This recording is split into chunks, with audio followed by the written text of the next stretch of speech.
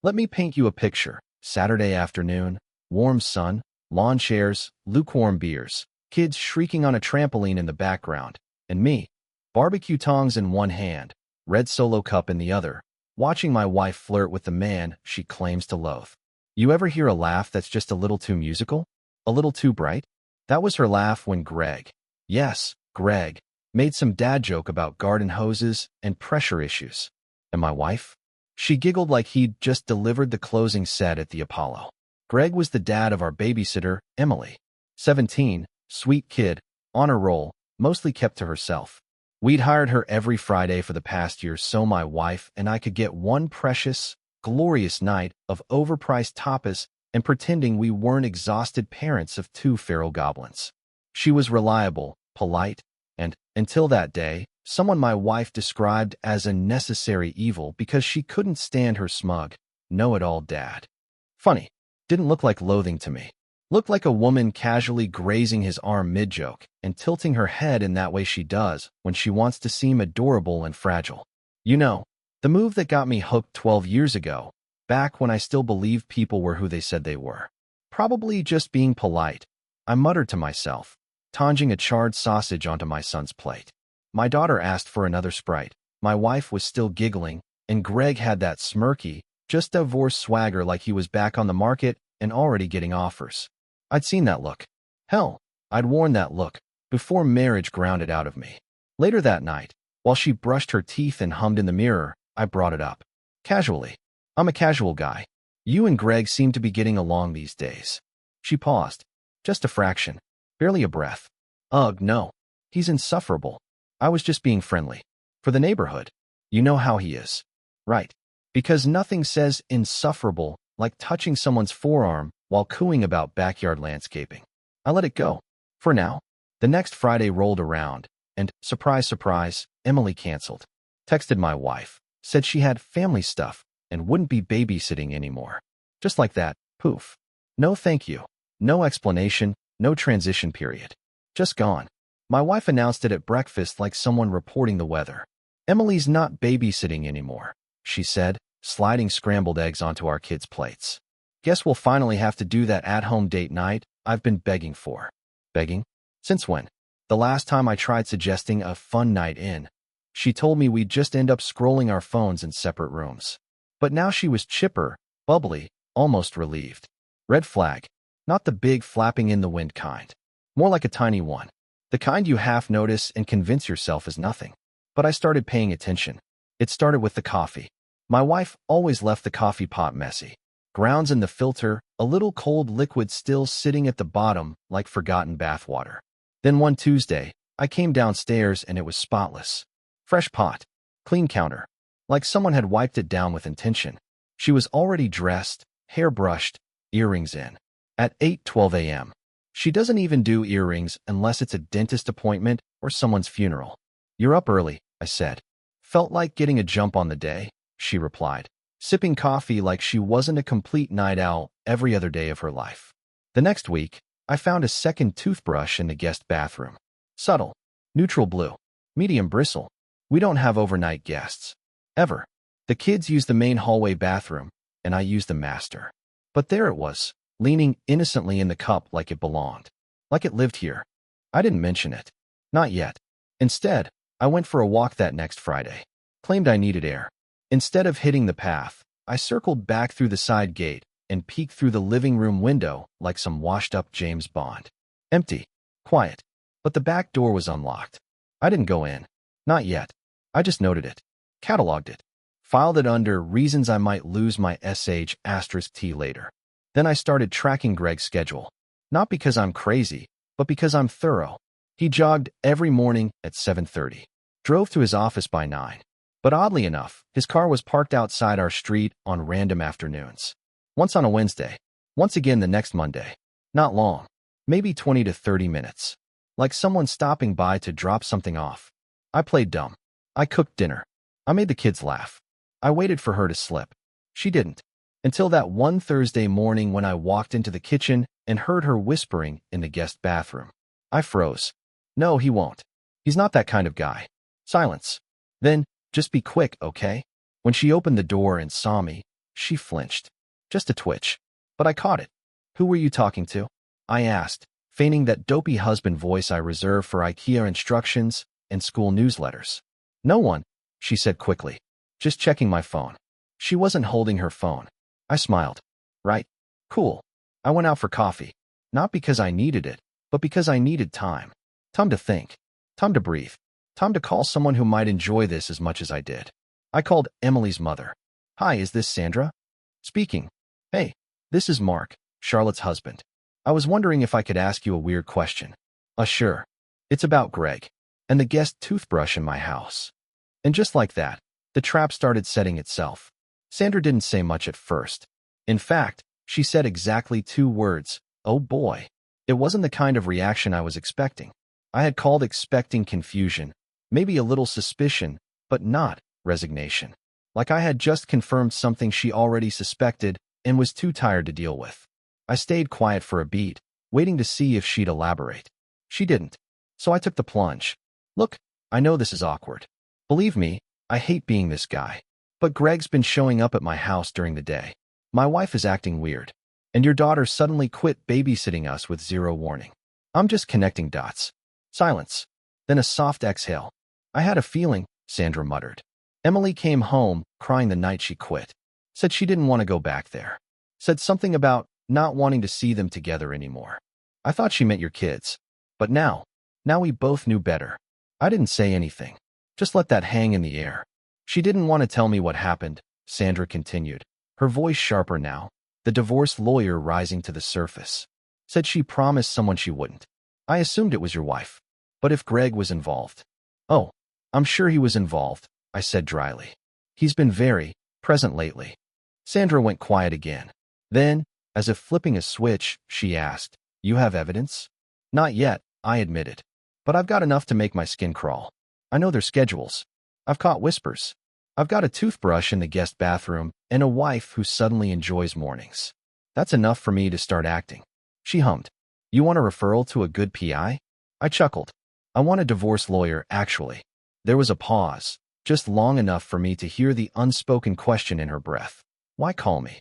Listen, I said, choosing my words carefully. I don't just want out. I want to do this right. Quietly. Calculated. No screaming matches. No crying in parking lots. I want her blindsided. And I want Greg to choke on it. Sandra laughed. Not a mean laugh. More like a bark of respect. I'm available Tuesday at 10. My office or yours? Yours. I'll bring the toothbrush. When I hung up, I didn't feel triumphant. I felt strangely calm. Like the second you realize your car is totaled, but you're not hurt, and the insurance is going to cover it. It was already wrecked. Now it was about paperwork. I went back home and kissed my wife on the forehead. Everything okay? She asked, looking up from her laptop. She was in yoga pants, no makeup, hair in a bun, the domestic camouflage of someone who wants to look too casual to be hiding anything. Perfect, I said. You? She smiled, just a tad too wide. Great. Just going through some emails. Cool. I replied, grabbing my keys again. Gonna hit the hardware store. We're out of those hook screws for the garage wall. She blinked. Didn't you buy some last month? I did, I said. But someone's been drilling in new places. Her smile faltered, just slightly. I walked out without another word. That Tuesday, I met Sandra in her office. She had already drafted a preliminary divorce strategy, printed and hole-punched like a school report. The woman was terrifying in the best possible way. I'll need a list of all joint assets, anything in your name only, and any suspicious withdrawals, she said, tapping a pen against her notepad. She doesn't work, I said. She's a part-time Etsy queen and a full-time yoga enthusiast. I cover everything. Mortgage, utilities, groceries, you name it. Perfect, Sandra said without missing a beat. Clean split of nothing she earned. She glanced up. Now, tell me everything you know about Greg. Used to be an insurance adjuster. Got fired last year. Claims he's consulting, but I've never seen him consult a thing. Drives a Ford Explorer, he parks 2 blocks away from my house like I'm blind. Wears too much cologne for someone who jogs. Sandra scribbled all of it down like she was taking witness testimony. And Emily? I asked. She doing okay? Sandra paused. She's confused. Hurt. She really liked your kids. Said your son used to read her comic books. But she's 17. Seeing her dad sneaking around with a married woman messed her up. I sighed. She deserves better. She deserves truth, Sandra said. And if we play this right, she'll get it. Over the next 2 weeks, I didn't confront my wife. I did the opposite. I became the model husband. Made dinner. Rubbed her shoulders. Played with the kids. Let her relax. She started letting her guard down again. One night, I accidentally walked in on her in the laundry room, just as she was stuffing a hoodie into a tote bag I'd never seen before. A man's hoodie. Navy blue. Size large. Is that mine? I asked casually. She jumped. What? Oh, no, I think it's Emily's dad's. He left it here during the block party. I was just returning it. I stared at the bag. Okay, I said. Want me to drop it off? I'm heading out anyway. No, she said too quickly. It's fine.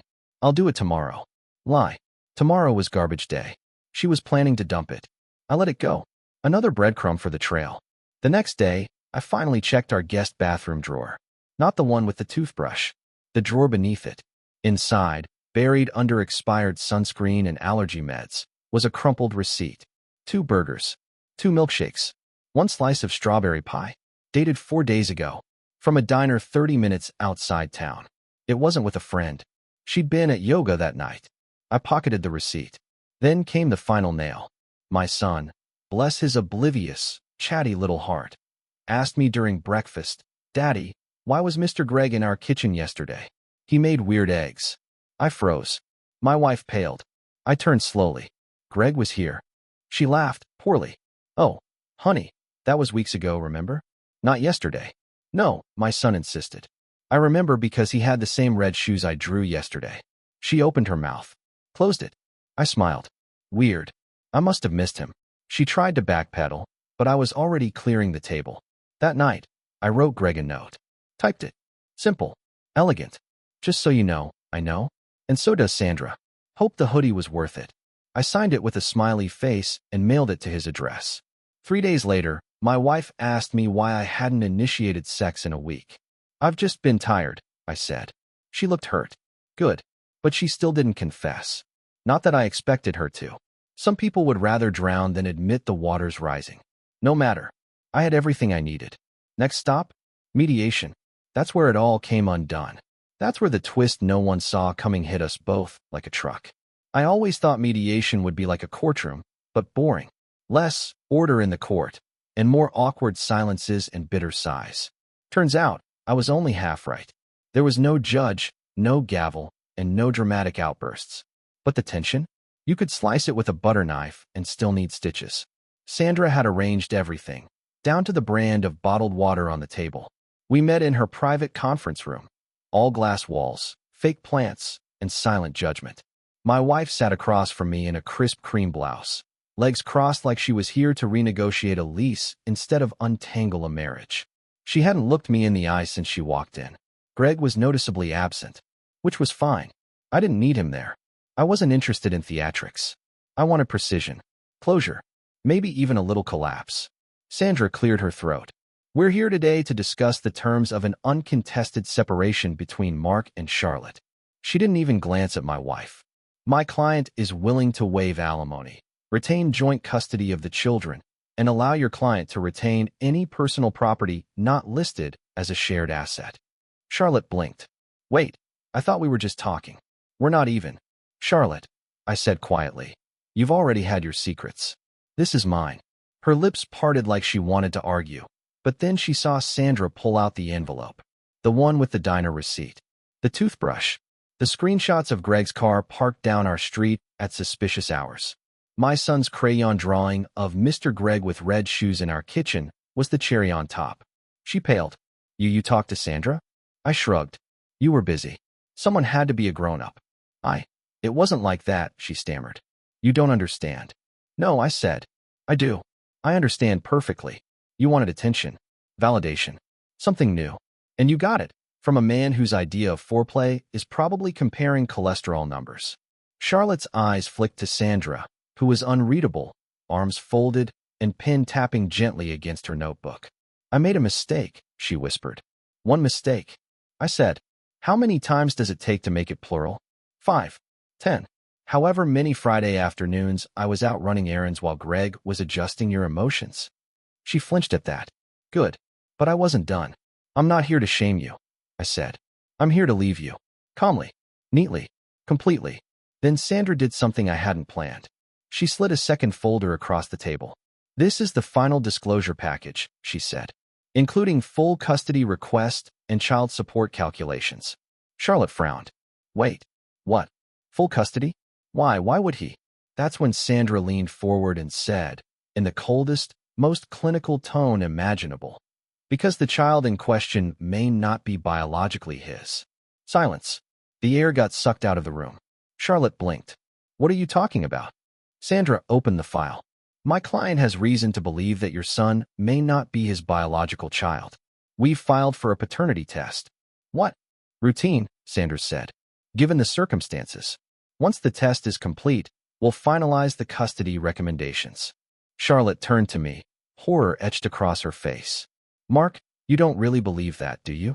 I stared at her. I don't know what to believe anymore. But let's find out together. I hadn't planned to do that. It was Sandra's idea. But once she said it, I didn't stop her. Because part of me needed to see her squirm. We adjourned without a signature. She stormed out. Sandra didn't flinch. I thought you said you didn't want emotional revenge, she said as we packed up. I don't, I said. That wasn't revenge. That was just leverage. She raised an eyebrow. Well, the twist isn't over. What do you mean? Sandra looked at me.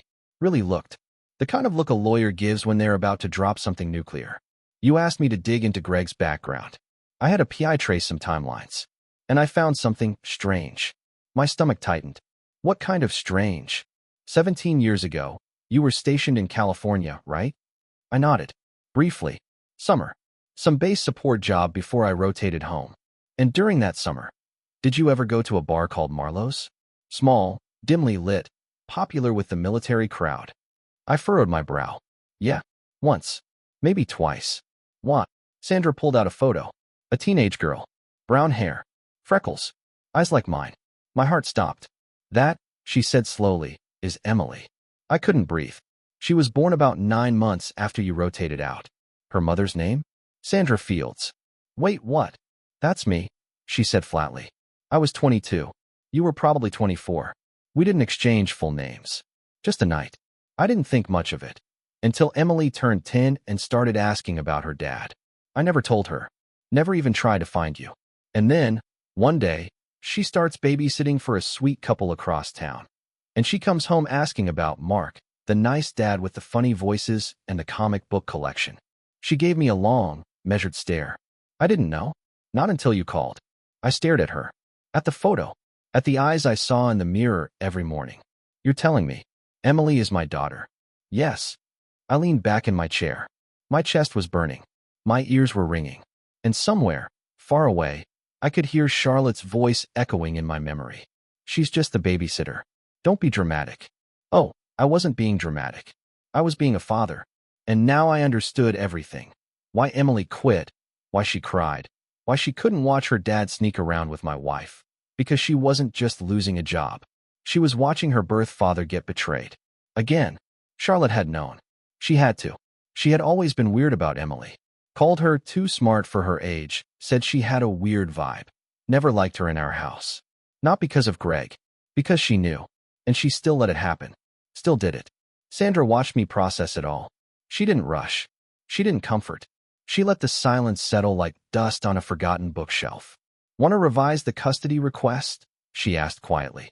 No, I said, voice hollow. I want to finish this. What about Emily? I swallowed hard. I want to talk to her. Sandra nodded once. I'll arrange it. But be prepared.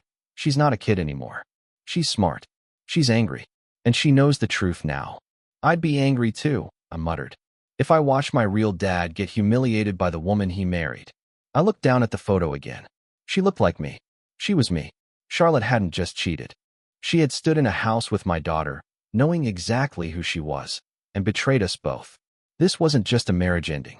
This was a war she started 17 years ago, and she had no idea what was coming next. You ever look at your life from 10 feet above, like you're floating over your own shoulder, and just watching it burn? That's what it felt like for the rest of that day. I drove home in silence. No music. No podcast. just the occasional click of the turn signal and the pounding in my chest. Emily, my daughter, my flesh and blood. I had sat across the dinner table from her for nearly a year, offered her sodas, asked about her SAT prep, paid her in 20s from the junk drawer, and I had no clue. And Charlotte? She knew. That was the part that kept looping in my head. Not the betrayal, not the affair. Affairs are predictable. Weak people do weak things. But this was deeper. It meant she had looked me in the eye, day after day, and decided I wasn't entitled to the truth about my own child. She had watched me unknowingly joke with her, laugh with her, trust her. And then Charlotte had crawled into bed next to me and said nothing. She had stolen something from both of us. When I walked through the door, the house was quiet. The kids were at school, and Charlotte was in the living room, curled up on the couch with a mug of tea and an expression that couldn't quite decide between guilt and indignation. "I know you're angry," she said, before I even got my shoes off. I stared at her. That sentence only works if you assume I'm not actively suppressing the urge to burn this place down. She flinched, but didn't back off. "Mark, I didn't plan for this to happen. It just happened." It being the affair or the 17-year-old lie about the identity of our babysitter? Her lips parted, closed, then parted again. "You knew," I said. Not a question, a statement. "I suspected," she whispered. No, you knew. You always hated her being here. You called her that girl, like she was a cockroach in our pantry. But you never said why. "Because she looked like you," Charlotte said, too fast. "Because it was obvious." And there it was. I sank into the armchair across from her, not because I wanted to, but because my knees suddenly felt like pudding. "You knew. And you still brought her into this house. You still smiled at her and took her picture with our kids. You let her read to our daughter. She was quiet. You knew." I repeated, quieter now. "And then you slept with her father." She snapped. "I didn't know it was her father." I stared at her, stunned. "What?" "I didn't know," she said again, louder, defensive. "Not at first. Greg never talked about her. He was vague. Said he had a daughter, but didn't mention names. It wasn't until she quit and Sandra called that I put it all together." "And then what?" I asked. "You thought, oops, too late now, and just carried on?" She didn't answer. "God, it was worse than I thought." "Did you even plan to tell me?" I asked. "Ever?" I didn't want to ruin things. I laughed. It came out sharp and humorless. "Well, mission failed." She put the mug down with a trembling hand. "Look, I made mistakes, okay? I was lonely. You were always with the kids or doing your little routines. You stopped seeing me." I leaned forward. "You mean I stopped worshiping you? Because that's what this is, isn't it? You wanted someone who didn't know the real you. Someone who didn't watch you leave dirty dishes in the sink or hear you snore. Someone new." Her chin wobbled. "Greg saw me. Greg is a washed-up insurance fraud who wears knockoff cologne and jogs in jeans. Congratulations." She looked away. "I met with Sandra," I said. "She told me everything. She showed me Emily's photo." Charlotte's breath caught. "She's mine." Silence. "I figured," she murmured. That lit me up. "You figured? That's all you have to say. You kept my daughter from me for 17 years, and now that it's out, you say you figured?" She had the gall to look tearful. "What did you want me to do, Mark? Tell you after we were already married? After we already had kids? Blow it all up for something from before we even met?" "No," I said slowly. "I wanted you to respect me enough to give me the choice. The right to know. The right to act." She stood abruptly. "Well, now you know. So what? What are you going to do? Go play daddy to a teenager who barely knows you?" "Yes," I said. "That's exactly what I'm going to do." She blinked. "You don't get to gatekeep fatherhood because it's inconvenient," I said, standing to face her. "Emily is mine, and you took her from me. You lied to both of us. You stole 17 years I'll never get back." "She doesn't even want to see you," Charlotte said, grasping for something, anything. "That's not your call anymore," I said. "You've made enough calls for both of us." I turned and walked out of the room. Her voice followed me. "Mark, please, don't blow up our family." I paused in the hallway. "Charlotte, you already lit the fuse. I'm just watching it burn." Sandra arranged the meeting with Emily for the following Saturday. Neutral territory, her office again. I wore the same sweater I'd worn the first time Emily babysat for us. Not because I thought she'd remember, but because I needed some kind of armor. She walked in cautiously, eyes down. Her hair was pulled back, face free of makeup. She looked younger than I remembered. Smaller. But her eyes were the same. My eyes. She sat across from me in silence. Sandra stepped out to grab some files, giving us space. Hey, I said. Hi, she replied. Another silence. I guess this is awkward, I said, trying to smile. She didn't return it. Kind of. I nodded. I'm not going to dump a bunch of emotional speeches on you. You don't owe me anything. But I just wanted to say I'm sorry. For everything. She looked at me. Really looked. I used to wonder if you even cared, she said quietly. If you knew. Or if you just didn't want me. My throat closed up. I didn't know, I whispered. Not for 1 second. But if I had, I would have moved mountains to be in your life. Tears welled up in her eyes. She blinked them away. I hated watching them, she said. It made me sick. I know. I thought she was just cheating on you. I didn't know it was with my dad. The words hit me like a sledgehammer. I swallowed. Neither did I. Not until it was too late. She rubbed her arms. Do you even want to be part of my life now? I nodded. If you'll let me. She hesitated, then shrugged. Okay, maybe. That, maybe, was the best thing I'd heard in 17 years. We talked for 2 hours. About everything. Her school. Her mom. Her future. My kids. Her siblings. She didn't smile much. But by the end, she let me hug her. Briefly. Carefully. Like testing the weight of a fragile object. And when she walked out of Sandra's office, she left me with 5 words. Don't let her get away. Oh, I wasn't planning to. I didn't need to scream. I didn't need to shame. All I needed was patience and proof. And when the DNA results came in, confirming Emily was mine, that was just the beginning. The envelope sat on the kitchen counter for hours before I opened it. It wasn't a matter of suspense. I already knew what it said. DNA results don't lie, and neither do 17 years of suppressed gut instinct. But seeing it in black and white, my name next to hers, probability of paternity, 99.9999%, felt like crossing some invisible line. Before, it had been grief. Now it was law. Before, I'd been wounded. Now I had ammo. Charlotte didn't ask what was in the envelope when she came home. She didn't even look at it. She walked past it, humming some nonsense pop tune and pretending we were still a normal family. Maybe she thought if she kept acting like everything was fine, it would eventually circle back to being true. Some people weaponize denial like it's a shield. Charlotte wore hers like a designer coat. I didn't say anything. Not yet. I was saving my words. She kissed the kids goodnight. We brushed our teeth in tandem like some bizarre married mime act. And then she climbed into bed and scrolled through Pinterest like she wasn't neck-deep in ruin.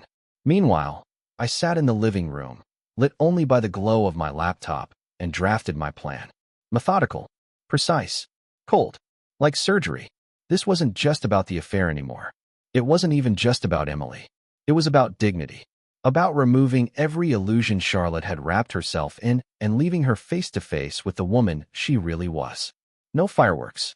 No slamming doors. Just a carefully staged collapse. And I had the perfect stage in mind. Our daughter's 8th birthday was in 2 weeks. It was tradition to host a small backyard party. Family. Neighbors. A few parents from school. Charlotte lived for these things. The decor, the Instagrammable snack tables, the stupid balloon arches. It made her feel like she was doing it right. Like motherhood was something you could glue together with glitter and themed cupcakes. This year, she'd outdone herself. Coordinated invitations.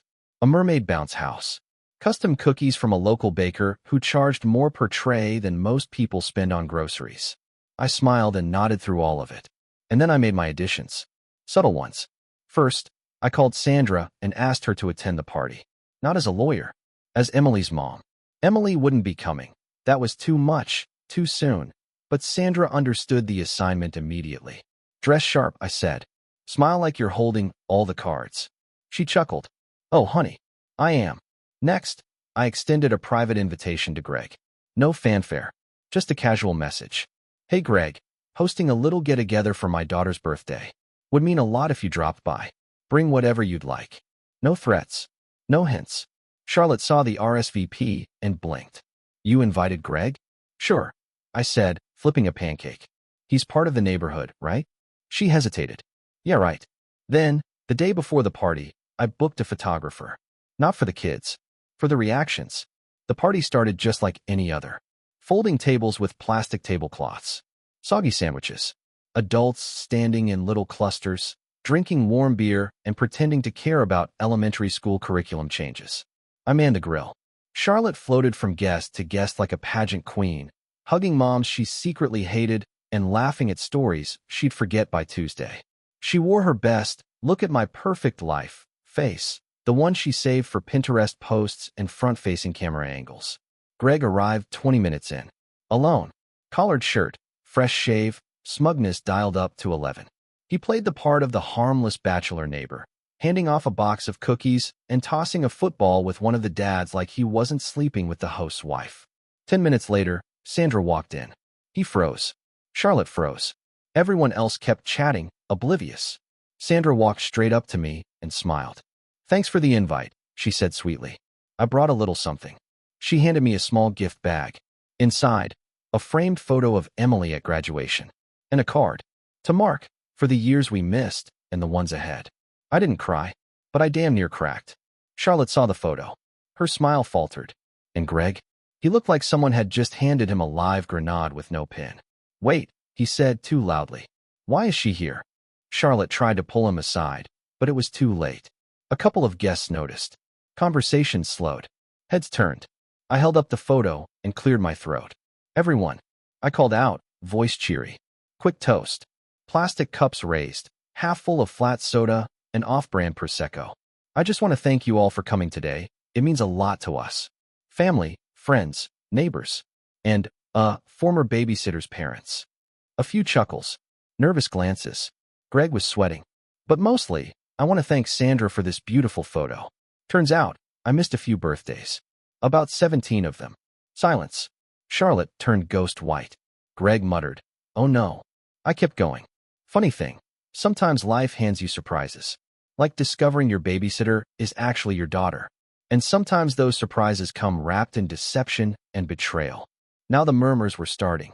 Gasps. A dropped plastic fork. "And sometimes," I said, "your wife already knew. And so did her boyfriend. And they carried on anyway." Charlotte stepped forward. "Mark, stop." "No," I said. "You stop. Stop pretending. Stop smiling. Stop posing. You invited lies into our home. You invited a man into our bed. And you knew who Emily was the whole time." Gasps turned into stares. Some people were recording. Others were just frozen. Greg looked for the exit. I wasn't done. "To be clear," I said, "Greg, you've been sleeping with your daughter's stepmother while pretending to be a family man. Charlotte, you've been cheating on your husband with the father of his child. And Sandra, you, my friend, are the only adult in this entire mess." Sandra raised her cup. The crowd? Dead silent. I nodded once. "So, happy birthday to my daughter." Both of them. Then I walked back to the grill. Left them there. Stunned. Small. Seen. The aftermath was everything I expected and nothing I needed. Charlotte tried to recover. Claimed I'd ambushed her. Said I'd ruined our daughter's birthday. No, sweetheart. You ruined it the day you climbed into bed with your husband's child's father. Greg vanished. Word spread. Sandra didn't say anything publicly. She didn't have to. The neighborhood did it for her. Emily? She texted me that night. I heard. "Thanks for defending me." I stared at the screen for a long time. Then replied, "I didn't defend you. I told the truth. I'll always tell you the truth." 1 2. Okay. That's enough for me. I exhaled. It wasn't redemption. It wasn't reunion. But it was a start. The next morning, Charlotte packed a bag. She didn't say goodbye. I didn't ask for one. She left her wedding ring on the coffee table.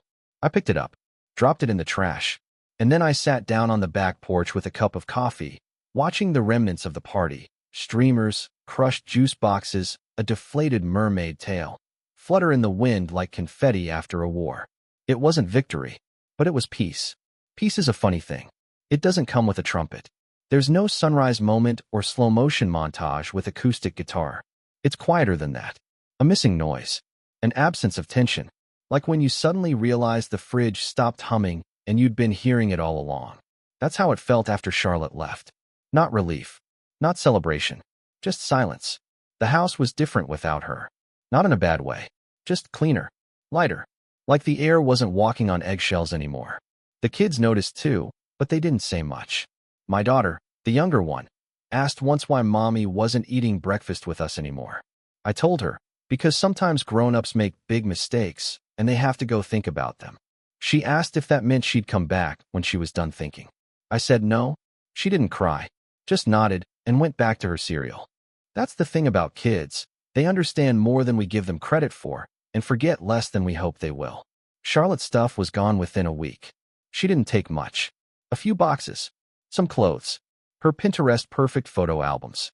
She left behind the coffee maker, which always leaked, and the couch throw she claimed was Italian wool. It wasn't. I found her old yoga mat stuffed behind the dryer like it was a shame to be associated with her. I threw it out with the trash. The legal process was surprisingly smooth. Sandra made sure of that. Once the mediation disaster went viral, because yes, someone had posted a shaky, vertical video of my birthday toast on social media, Charlotte didn't have much leverage left. Public humiliation has a way of stripping people down to their most cooperative selves. She signed the papers. I got full custody. Split visitation rights. No alimony. No contest. No more lies. But even with all that wrapped up, there was still one loose thread tugging at the edge of my mind. And her name was Emily. She hadn't reached out since the party. Not directly, anyway. Sandra gave me little updates here and there. She's okay. She's journaling a lot. She's reading your old comics, the ones you lent her. But I knew better than to push. 17 years of silence doesn't get patched up in 6 weeks. Still, I wanted her to know I wasn't going anywhere. So I did the only thing I knew how to do. I showed up. It was a Thursday afternoon when I drove across town to Sandra's place. No appointment. No expectation. Just a folded box and a man trying to learn how to be a dad to someone old enough to vote. Sandra opened the door, took one look at the box in my hands, and stepped aside. "She's in her room," she said. "You're not a delivery guy, are you?" I smirked. "I come bearing emotional baggage and a late birthday gift." She arched a brow. "She might slam the door in your face. I deserve worse. She might invite you in and say nothing. Also fair. She might cry. I might cry." Sandra nodded, then pointed toward the hallway. "Third door on the left. Good luck." I walked the corridor like it was a tightrope. One wrong word, one clumsy joke, and it'd all collapse. But I had to try. I knocked twice. Silence. Then a muffled, "Yeah?" "It's Mark," I said. "I have something for you." More silence. Then footsteps. The door cracked open. She peered out, eyes guarded. "I don't want anything." "Too bad," I said gently. "Because it's yours." I held up the box. She looked at it, then back at me. "What is it?" "Proof." She opened the door wider, enough to let me step in. Her room was clean. Minimal. A desk, a bookshelf, a corkboard covered in movie tickets and Polaroids. There, pinned in the corner, was a photo of my kids, her siblings, sitting on our porch steps, faces smeared with ice cream. She followed my gaze. "Your daughter sent it to me." I turned back to her. "She's your sister. And I think she knows." Emily sat on the edge of her bed. I stayed standing. She nodded at the box. "So." I opened it slowly. Inside were pieces of me. A copy of my favorite comic, the one I used to read with her in our living room. A photo of my old Navy days, grinning in uniform. A handwritten letter. Short. Honest. I wasn't there because I didn't know. But now I know. And I want to be here. For all the missed birthdays. For every late-night freakout and dumb movie marathon. If you'll let me. She read it in silence. Then looked up and said, "Okay. That's all. Just okay." But I've never heard a better word in my life. We started slow. Texts, mostly. Little things. Jokes. Memes. Music recommendations. Then coffee on weekends. Walks through the park. Comic conventions. She liked indie bands and Oldmore films. Hated pineapple on pizza. Couldn't drive stick shift. Laughed like her throat forgot how to hold back. She was mine. And I was hers. Not because of biology, but because we chose it. Together. Charlotte tried to reach out once, a long, rambling email about healing and forgiveness and moving forward as a family. I didn't respond. Emily forwarded it to me with a single word, "delete." I replied, "Already done. Now life is quieter. Better. I make pancakes on Sundays. I coach my son's little league. I help my youngest with math homework and let her paint my face like a butterfly when she's bored. Emily stops by once a week, sometimes with her headphones in, always with something new to say. Last week, she brought over a worn shoebox. Inside were old drawings. Little crayon portraits of a faceless man with the word "Dad" scribbled above his head. I stared at them for a long time, then said, "Let's draw a new one." She smiled. And this time, She didn't leave the face blank. People think revenge is about screaming, about making someone feel as bad as you did. But real revenge? The cold kind? The kind that burns clean? It's living better. It's truth. It's rebuilding your life with the people who deserve to be in it, and letting the rest rot in the past where they belong. Charlotte lost everything because she played the long game wrong. Me? I found my daughter, and I didn't even have to raise my voice. I just told the truth, and let it do the rest. The end. Subscribe to the channel